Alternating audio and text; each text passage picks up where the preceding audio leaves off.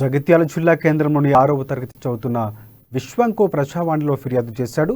తను చదువుతున్న old high school ప్రభుత్వ పాఠశాలలో బాత్రూములు, తాగునీరు సరిగ్గా లేవని సౌకర్యాలు ప్రజావాణిలో అధికారులకు ఫిర్యాదు చేశాడు.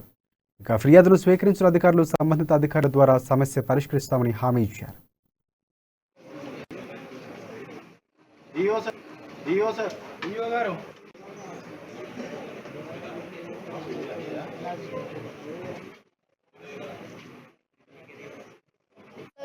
నా పేరు గవర్నమెంట్ ఓల్డ్ స్కూల్ చదువుతున్నాను. బాత్రూమ్స్ మంచిగా లేవు, అన్నం మంచిగా పెడతలేరు. ఎక్కడ?